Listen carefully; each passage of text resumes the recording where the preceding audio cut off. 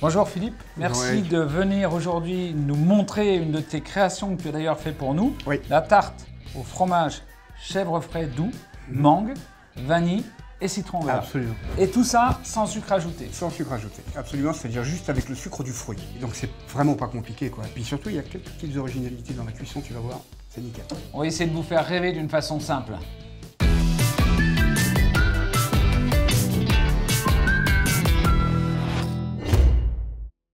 Alors, tu nous présentes le matériel dont on a besoin? Il n'y en a pas beaucoup, donc c'est bien. Non, il n'y en a pas beaucoup. Pour faire la réduction de jus de pomme, il y a une plaque à induction avec une casserole. On aura besoin d'un petit cercle de 8 cm de diamètre. On a besoin de papier sulfurisé.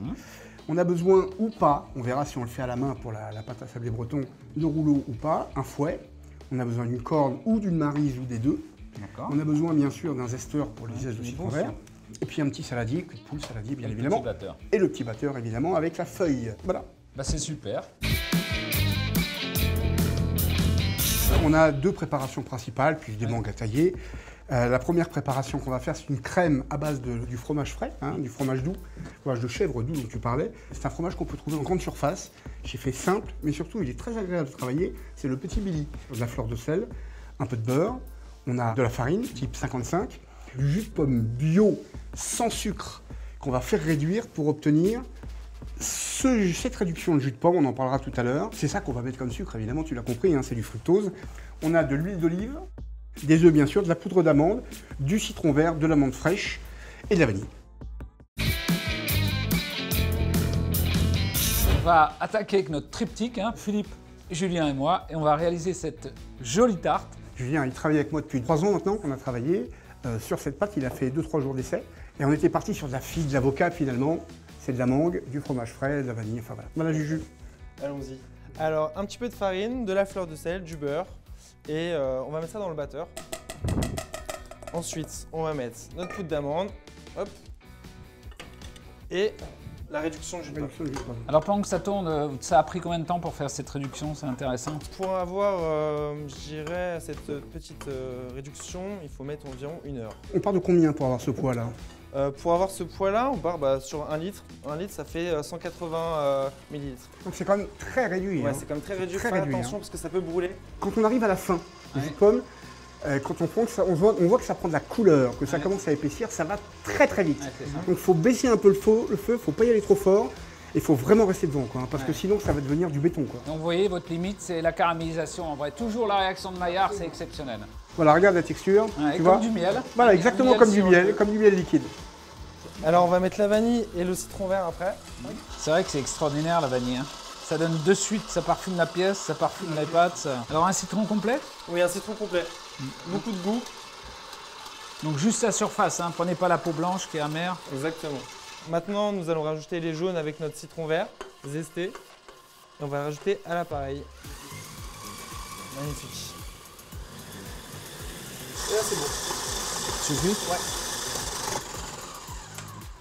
Vous avez vu que ça a blanchi beaucoup, puisqu'on a incorporé de l'air, c'est normal. Alors l'émulsion, c'est très très important, parce qu'en fait, ça va jouer complètement sur la structure du sablé. Bien sûr, il y a beaucoup d'air incorporé, donc il va lever légèrement. Il y a sur la structure du sablé, donc forcément la texture, donc forcément sur la sensation et sur le goût. Donc là, on a mis notre pâte et on va venir la mettre dans une feuille. Pour avoir quelque chose de régulier, vous pouvez mettre une petite réglette de l'épaisseur que vous souhaitez sur les côtés et avec votre rouleau, ça va venir buter et vous allez avoir votre pâte régulière. Après, l'autre solution, c'est de venir laisser au rouleau comme ça. Si on n'a pas de rouleau, Julien, on peut le faire avec une bouteille à la main. Une bouteille, un film. Petite bouteille, ça doit fonctionner, il y en a partout. Voilà. Et donc vous venez lisser comme ça pour avoir quelque chose de régulier. Et ensuite, on regarde si notre sablé il est bien droit. Sincèrement, Eric, est-ce que tu trouves que c'est compliqué? Non, je pense que c'est très simple à faire. C'est très simple. Voilà.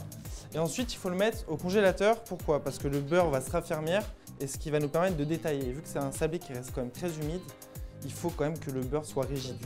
Combien de temps au congélateur? À la texture, c'est-à-dire qu'il faut le toucher et il faut que le sablé soit dur. On va dire 20-25 minutes, en moyenne. Très bien. 20-25 minutes. Très bien.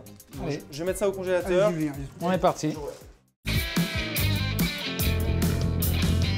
La pâte est sortie du congélateur. Julien se prépare à couper les fonds de tarte, mais avant, je vais juste la goûter. C'est fabuleux. Tu vois toutes les petites bulles qu'il y a, Eric? Ouais. C'est très très important. Mais vraiment, hein, si on n'a pas ça, on a un problème de structure, ça n'a pas le même goût. Allez, Alors, c'est parti, on va détailler. Hop, donc vous avez vos petits palets que vous mettez au centre, tout simplement.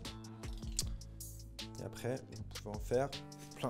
Le cercle est plus petit de 1 cm de diamètre. C'est-à-dire que si vous avez des cercles de 8, vous prenez un emporte-pièce de 7 cm. parce que ça va se développer. Ça va se développer, la pâte elle va est vraiment couler. grasse et humide, elle va s'aplatir et elle va se développer. Julien, maintenant, va nous mettre des fonds de tarte à pré-cuire. Exactement. Pendant combien de temps maintenant? 10 minutes. On va les précuire pendant 10 minutes. Allez, on est parti au four. Il faut avoir une mangue qui soit un peu mûre, mais pas trop, Ouais. et acidulée, c'est-à-dire pas verte, pas sucrée, acidulée. Ça, c'est très important. Donc, c'est important de prendre ce fromage-là, hein, qui est doux et qui réagit de façon top. Alors ensuite, il est un peu compact. Donc du coup, il faut le détendre un petit peu. Et là, on va mettre, hein, ça va très vite, Ça, c'est l'huile. un peu d'huile d'olive vierge. Hop. On détend. Ensuite, on va mettre la réduction jus de pomme. 3 bonnes cuillères. Un tout petit peu de fleur de sel. Donc là, on va essayer de casser les grains du chibili. Ensuite, un zeste de citron vert. Juste un petit mot pendant que Julien fait ça. C'est important d'en mettre pas mal, parce qu'à la cuisson, on va perdre un tout petit peu du goût qu'on va mettre au D'accord. départ. Donc, on a une petite déperdition, donc il faut en mettre pas mal pour avoir ce qu'on veut à la fin. Et vous remarquerez qu'on n'a toujours pas mis de sucre ajouté. Alors ensuite, on va mettre 20 centilitres à peu près. On va mettre un petit peu de jaune. 10 grammes environ. Exactement. Voilà. Et là, on dirait qu'on a une petite mayonnaise. Ouais, ce que j'allais dire.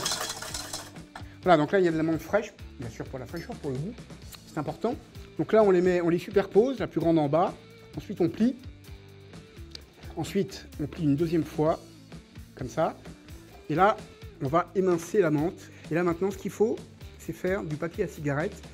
Si, bien sûr, vous n'y arrivez pas, il ne faut pas se couper les doigts pour ça, hein, mais C'est beau. c'est important d'avoir quelque chose de très fin. Et surtout, dès que c'est fait, il faut immédiatement l'incorporer à l'appareil pour pas que ça noircisse, parce que ça va s'oxyder très très vite, évidemment. Voilà, magnifique. Donc là, notre appareil est prêt à recevoir notre mangue. On va couper notre dé de mangue. Donc attention, on va bien garder la partie du cœur pour faire notre support du dessus, hein, nos petits lamelles. Et toute la partie du côté qui ne va pas nous servir, on va la couper pour la mettre dans la garniture. Alors je vais commencer par couper pour avoir vraiment mon support du dessus et après on va récupérer le contour. C'est beau. Vous voulez l'emporte-pièce ou vous avez ce qu'il faut? Tenez, 8 cm de diamètre. On va venir, tac. Voilà. Je te dis que c'est un champion. Il est fort, il est vraiment fort. Il peut en faire deux là, non? Oui, exactement. On en fait 2 par jour. Et ça, on le garde pour mettre dans notre garniture. Comme ça, pas de perte. Ensuite, hop. Et on a... Vous avez vu, c'est pas compliqué. En plus, vous n'avez pas besoin d'être à 3. Nous, c'est exceptionnel. Moi, je suis un support. Alors là, vous avez les petits morceaux de mangue, un petit peu toutes les chutes. Hein. Vous les taillez grossièrement, pas forcément de la même taille. Pourquoi il y a les gros morceaux pour un petit fond de tarte comme ça? Ah, bah, c'est pour apporter de la mâche, de la texture et pour vraiment qu'il y ait des sensations de mangue différentes. Il faut qu'il y ait un petit peu de compoté, un petit peu de mangue entière. Voilà, faut mélanger tous les genres. Et donc là, on a notre petit appareil. Ah, c'est juste enrober la mangue en fait. Hein, C'est ça qui est beau. important.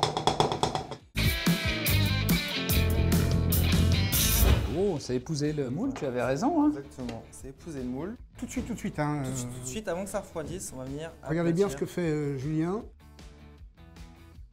Julien a donc écrasé les fonds de tarte et maintenant, il va faire la garniture.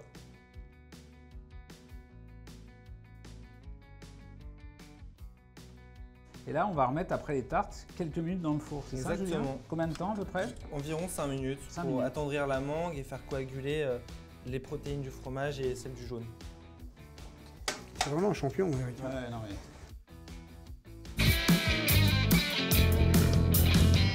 On arrive à la finition de la tarte. Julien va nous montrer comment on termine cette magnifique tarte imaginée par Philippe et Julien. Absolument. Alors c'est parti, donc on a taillé notre mangue, on l'a emporte-piécée hein, et là on va venir la poser délicatement sur le dessus. Et c'est parfait. Et voilà. Il manque plus qu'à laquer avec un petit jus, huile d'olive, réduction de jus de pomme, vanille Et citron. et citron. Si vous n'avez pas de pinceau, faites ça avec une cuillère. Ce qu'il y a de bien, c'est qu'on utilise toujours les mêmes ingrédients, donc on peut tout préparer en avance. Exactement.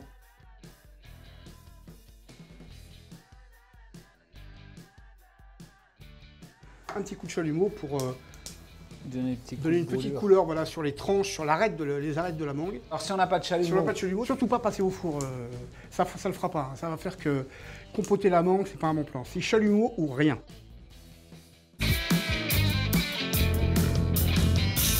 regardez cette belle réalisation, ça a l'air juste magnifique. Philippe, qui est un grand artiste, il a fait un livre de recettes sans sucre ajouté.